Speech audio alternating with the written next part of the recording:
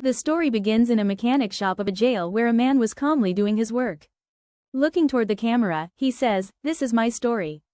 1947, La Jail, Paris. In his eyes, a strange peace and a hidden strength could be seen. The story goes back, and in one ward of the same jail, a new prisoner named Claude arrived. He was brought in front of the warden. He had a lighter with a golden plate, which he had hidden around him. The warden asked him, "Do you know lighters are not allowed here?" Claude calmly replied, "This doesn't work. There is no gas inside it. I just have an attachment to it. That's why I kept it with me." But the warden refused and said, "You will get it when you are released from jail. For now, it will stay with us." After this, Claude was shifted to another barrack where 4 other prisoners were already living. As soon as he entered, one prisoner, Mino, angrily said to the guard, "There are already 4 people here. Now there will be 5. The guard shouted back, "Yes, you are 5. He will stay here. Orders are from above, not in my control." Saying this, the guard left. Claude realized his welcome wasn't very good. So he softly said, "I didn't come here by my own will. My old cell is being repaired." Because he spoke very politely, the tension in the cell decreased. One by one everyone introduced themselves. First Vaseline, then Roland, and later Gio. Gio started asking Claude strange questions. "Do you have a wife? Do you love me?" Claude, with a slight smile, said, "I have a wife, but I love someone else." Hearing this, everyone smiled. After such conversation, the atmosphere there became normal. Then a guard came with a cardboard sheet. The prisoners had to make cardboard boxes from it. Mino quickly spread an old cloth under the sheet and all started working together. The kitchen food had also arrived from outside. Everyone sat and ate together. Then a guard came and said to Claude, "Your parcel has arrived." Claude went to take his parcel. As soon as he left, the other 4 started talking about him. They liked Claude, but none trusted him. Actually, they were planning to escape from jail and were wondering whether to include Claude or not. On the other side, in Claude's parcel there were only some food items. Still, each item was checked properly, and until every single item was cleared, the parcel wasn't given to him. When Claude returned to the cell, he felt something had changed. Everyone was keeping a little distance. Claude asked, "Is everything fine?" Mino directly questioned, "For what reason are you here?" Claude replied, "I committed murder. I used to live with my wife and her younger sister Nicole. One day my wife started shooting at me. I tried to snatch the gun from her, but by mistake, the bullet went off and hit her shoulder. Then she blamed me that I tried to kill her." Hearing this, their anger rose. They were shocked how a wife could do such a thing to her husband. Gio asked, "Is your wife rich?" Claude nodded, "Yes, she is rich.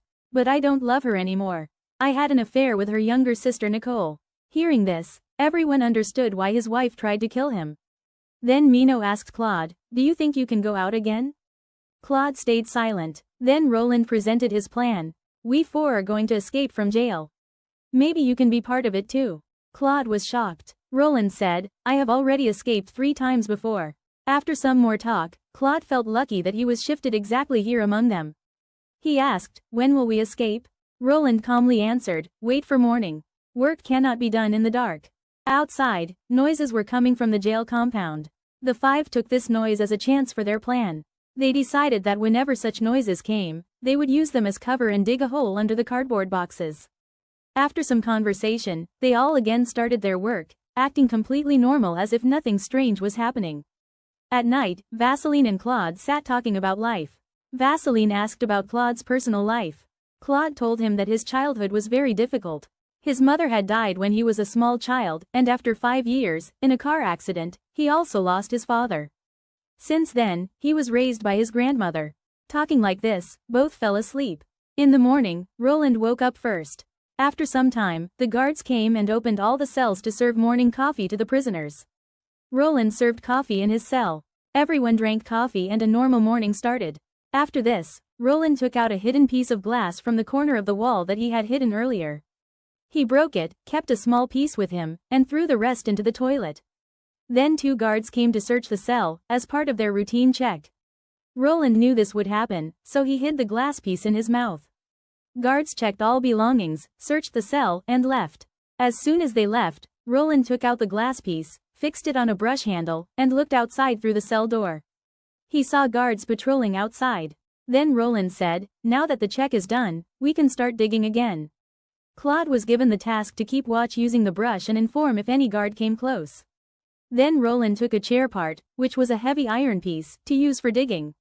They all removed the cardboard sheets and lifted the tiles below. Roland and Mino started digging the floor. Because there was much noise outside, their sound wasn't heard elsewhere. After long effort, they dug about 3 feet. Underneath was a cement floor. They broke the cement slab too, and saw an empty space below. Roland said, "Tonight, 2 of us will go down this way and look for a way out." They put back the soil, tiles, and cardboard. The place looked normal again. At night, they made dummies from blankets and cardboard, laid them on beds, and tied ropes on the hands and legs so they could move slightly when pulled. A guard came, knocked the door, and looked through the peephole. Under the blankets, Gio, Vaseline, and Claude moved hands in response. The guard also saw 2 others under blankets moving slightly, so he left. When it was clear, Roland unscrewed the table, took out an iron blade hidden inside, and used it as a cutting tool. Then Roland and Mino went down into the hole. Below was the sewer system. They cut an iron grill and entered. They reached the jail basement. Inside, they found many doors. One led to the sewer. While exploring, 2 policemen came smoking.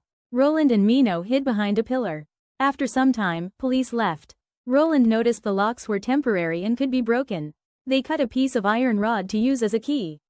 They opened the first door, then the second, but found no way. At the third door, Roland opened the lock. Mino guessed maybe all locks opened with the same key. They opened another door, where a small door with a different lock was found. They cut its hinges and removed the door entirely. Behind it was the sewer line. When they moved forward, a big concrete wall blocked the sewer. Roland checked, it was solid. But when he scratched the side wall, cement started falling. He said, "This wall is not so strong.